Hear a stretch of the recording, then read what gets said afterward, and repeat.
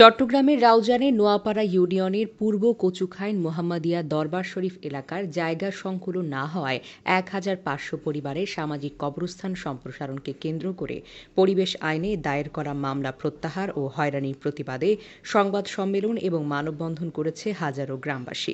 ১৭ August রোববার দুপুরে স্থানীয় মাঠে মানববন্ধন ও প্রতিবাদ এবং সংবাদ সম্মেলনের আয়োজন করেন গ্রামবাসী।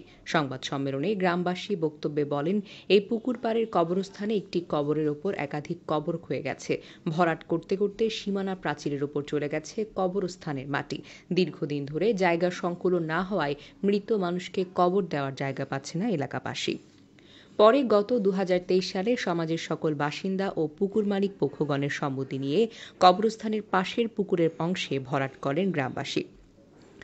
ইতোমধ্যে ১০ থেকে ১৫ জনের লাশ দাফন করা হয়েছে, কিন্তু এলাকার কার্যক্রম বিরোধী লোকজন এই কবরস্থানের সম্প্রসারণকে পুকুর ভরাট বলে চালিয়ে গিয়ে সমাজে বিশৃঙ্খলা তৈরি এবং মামলা করে নিরীহ ৫ গ্রামবাসীকে জেল হাজতে পাঠিয়েছেন।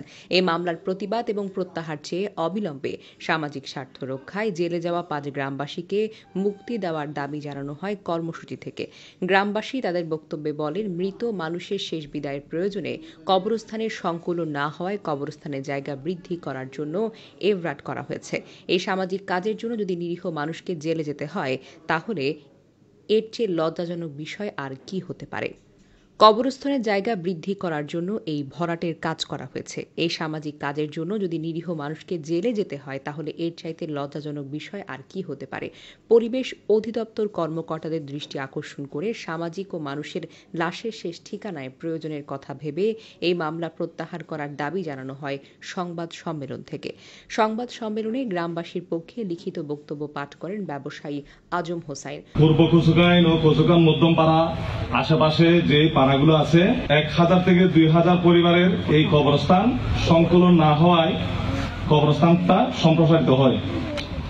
প্রিয় সাংবাদিকবৃন্দ, কচুখান মধ্যমপাড়া ও কচুখাইন গ্রামের অন্তর্গত চানমিয়া সদেগর বাড়ি, দুস্ত মোহাম্মদ বলির বাড়ি, কাজী খয়রাতি মিয়ার বাড়ি, হাজি কলি মিয়ার বাড়ি, কাদের সদেগর বাড়ি, ফরিদ মেম্বারের বাড়ি সহ আরো কয়েক বাড়ি মুসলিম জনগোষ্ঠীর কবরস্থান পূর্ব কচুখাইন মৌজার BS ৩১৪ 15 খতিয়ানের BS ১২৯৭-৯৮ দাগের পরিত্যক্ত জলাশয় পার, BS ১২৯৭ ও ১২৯৮ দাগের পরিত্যক্ত জলাশয়ের উত্তর পশ্চিম পারে কবরস্থান গ্রাম মৃত ব্যক্তিদের কবরস্থ করার জন্য জায়গা সংকুলন না হওয়ায় গ্রামবাসীরা গণস্বাক্ষর গ্রহণ পূর্বক জনসাধারণের মতামতের ভিত্তিতে বর্ণিত পরিত্যক্ত জলাশয় সংস্কার করিয়া উক্ত কবরস্থান সম্প্রসারণ করেন। সম্প্রসারণকৃত কবরস্থানের অদ্যাবধি ১৫-২০ জন মৃত ব্যক্তিকে কবরস্থ করা হয়।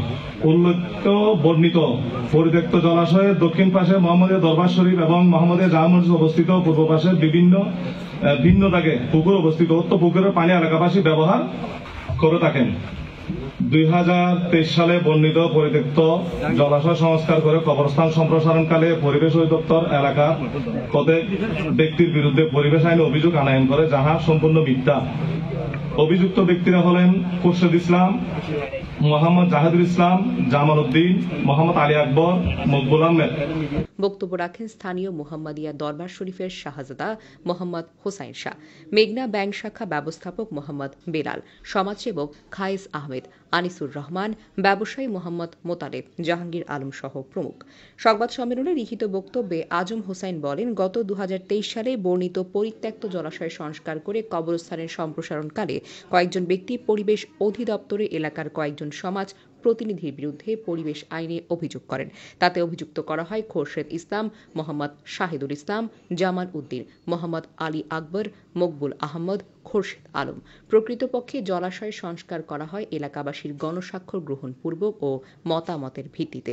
অপরদিকে জলাশয় সংস্কারে অভিযুক্ত ব্যক্তিদের কোনো সম্পৃক্ততা নেই। অভিযোগটি সম্পূর্ণ মিথ্যা, কিন্তু পরিবেশ অধিদপ্তরের উক্ত অভিযোগ পরবর্তীতে নিয়মিত মামলা হিসেবে আদালতে রুজু করা হয়েছে। গত ১০ আগস্ট অভিযুক্তরা মামলার বিষয়ে জানতে গেলে আদালত আত্মসমর্পণ করতে গেলে আদালত জামিন আবেদন না পেয়ে মঞ্জুর করে তাদেরকে জেল হাজতে পাঠান। আমরা তাদের সামাজিক স্বার্থে কাজ করতে গিয়ে মামলার আসামি করার প্রতিবাদ জানাই এবং অবিলম্বে মুক্তির দাবিও জানাই।